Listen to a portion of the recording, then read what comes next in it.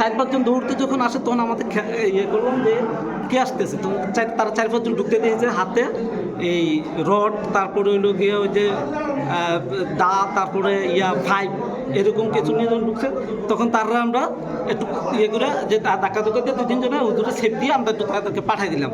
পাঠানো গেটটা লাগাইতে তারা এই চতুর্দিকে আক্রমণ শুরু করে দিল। খেলা নিয়ে দ্বন্দ্বে মসজিদে ঢুকে প্রতিপক্ষকে মারধর, আহত 4। কুমিল্লার দেবিদ্বারে একটি মসজিদে ঢুকে নামাজরত অবস্থায় হামলা ভাঙচুর অভিযোগ উঠেছে। এই ঘটনায় মসজিদের সেক্রেটারি সহ মোট 4 জন আহত হয়েছেন। শুক্রবার 14 ফেব্রুয়ারি রাত 10:30টার দিকে পৌরসভা 3 নং ওয়ার্ড পাতেয়াবাদ দক্ষিণপাড়া বাইতুল আকসা জামে মসজিদে এই ঘটনা ঘটেছে। হামলায় গুরুতর আহত মসজিদ সেক্রেটারি মোহাম্মদ ইব্রাহিমকে ঢাকা মেডিকেল কলেজ হাসপাতালে নেওয়া হয়েছে। অন্য আহতদের দেবিদ্বার উপজেলা স্বাস্থ্য কমপ্লেক্সে চিকিৎসা দেওয়া হয়েছে। শুক্রবার সকালে বিষয়টি নিশ্চিত করেছেন দেবিদ্বার থানা পুলিশ পরিদর্শক মোহাম্মদ শাহিনুল ইসলাম।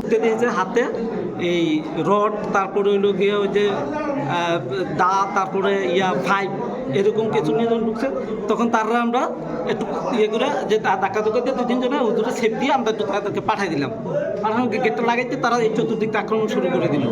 বসে বসি থাকার পর দেখি যে আমি চিল্লাইয়া আইয়া মসজিদের ভিতরে ঢুকছে, তারা আইয়া কয়েকজনের দরজাটা দিয়ে লিখতেছে আর হেঁটে ঠেলিয়া ওই দিকে এই গ্লাসটি দরজাটা লক করে রাখছে ভিতরে না ঢুকতে পারি। ওই দিক দিয়ে বাইরেছে, এদিক দিয়ে বাইরেছে, বাইরে টেরিয়া আমি কি দেখলাম হরিলোটের মতো।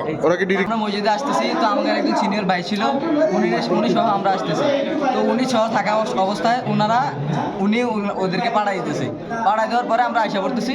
তারপরে ওনার উপর দিয়ে এসে আমার একটা ছেলে আছে, আমার ফ্রেন্ড কামরুল হাসান, ওর উপরে অ্যাটাক করছে। মেন সূত্রপাত হচ্ছে ওইখান থেকে অ্যাটাক করে আসছে।